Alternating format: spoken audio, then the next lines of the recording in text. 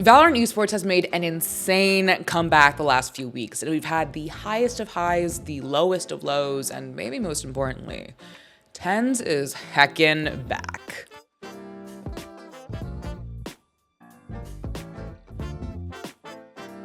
Gamers, I literally just flew in on a red eye from Los Angeles this morning, and I slept through my alarm to film this because that's what professionalism is. So to help me out and make me feel better, please hit the like button, the subscribe button, and ring that notification bell for me, because I'm about to frickin' lose it. So before we jump into TenZ and the rest of Sentinels, we need to look at the bigger picture. Over the past few weeks, VALORANT has seen some incredible, amazing super teams lose their chance to qualify for Masters Madrid, the next big international event. 100 Thieves, which has the brilliant fragging world champion IGL Boostio, disappointed a lot of people by losing both of their matches, sort of fizzling out before we could even get excited for them. Leviathan, who picked up the world champions Calm and Aspas, quick pause on Aspas, arguably the best mechanical player in the world currently, also failed to make the playoffs to qualify for Madrid. And this was the supposed super team everyone had to fear. The other teams that failed to make it through, like Crew, MIBR, C9, Furia, etc., have demonstrated insane amounts of skill and tenacity that indicate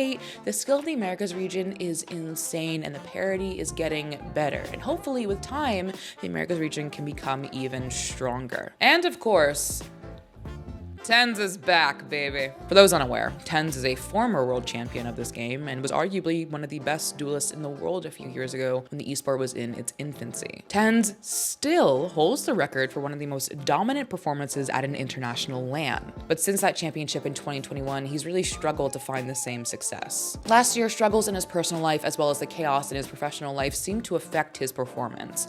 But this year, we've seen him completely reinvent himself. Of all agents, TenZ picked up Omen, a completely different agent that requires different skill set and playstyle, and above all, is a support. He's playing mostly support roles and is killing it. Obviously, duelists, which TenZ used to play, are not supports. They are the fraggers, they are the DPS, but TenZ has found the most success by stepping aside and letting his teammate Zekin be that fragger. And to TenZ's credit, this is still a role that he's self-admittedly still getting more comfortable on. He's playing extremely well for that to be the case. This is the renaissance of TenZ. This is you. Your Omen is now literally iconic. You can see that sign right there. TenZ, me go Omen, me smoke. Literally, it's so iconic. You talked about it before, but talk to Sen City in the audience about what it's like what it's like being on Omen and being on these different roles than you were used to in the beginning of your career. Yeah, it's definitely really interesting. Since I never really played the role previously, I've been getting more comfortable on it. I've been adding my own flair to it, so I've been having fun. I want to emphasize this because it could have been really easy just to drop TenZ, say it wasn't working, etc. But Kaplan, the coach of Sentinels, saw that he had an experienced player who was mechanically so brilliant and moved him to a different role to find success. But that's not to say we don't have other amazing teams and players to hype up. Apoth and Superman on EG are having fantastic rookie debuts and look like true threats out on stage. Potter continues to cook, and Jojimo fries on Deadlock, which is terrifying. And then the Sen super team are matched by the other NA super team, NRG, who have 2 world champions with Ethan and Demon One and are firing on all cylinders. And then of course there's our reigning America's champions Loud, who despite losing Aspas, arguably the most mechanically gifted player in the world, are the team to beat. Even if Sadak dodged my question on my first day of work. Thank you so much. No comments, thank you. All of this being said, the crux of the discussion this week is the brutality of the format. Say what you will about the tournament, and everyone has a different opinion on it. As I told Trent on stage, it demands perfection. Teams do not have room to slip up. If G2 wanted a chance to make Madrid, they could not have dropped a map. And unfortunately, they did. And I'm not saying that to be cruel. I love the boys on G2. You know this. That's just the reality of the situation. Competition is never easy, and to be frank, nice, but it is fair.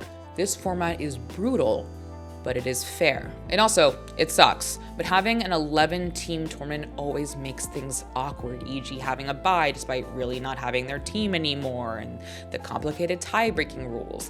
It's awkward. It sucks. For those of you who may be upset that your favorite team is out, first off, let me say that it was hard for me to watch G2 lose as well, but allow me to use this analogy. Every Ferrari needs some time in the shop.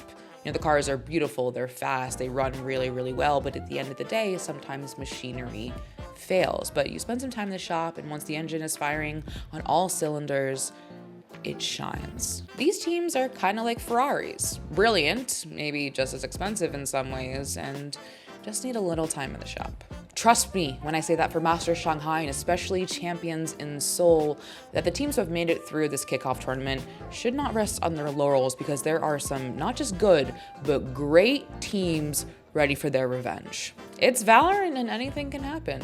Even a girl from New Jersey living her dream out on that stage. Arm wrestling Zelsis was a last minute pitch I had just for something that like wasn't working, and I was like, oh, I'll just arm wrestle Zelsis because that's the smart thing to do. And genuinely, I really thought I had him. I was like, oh my God, I just hit a PR, like, oh, this would be so great. And he looks me in the eye and goes, are you trying?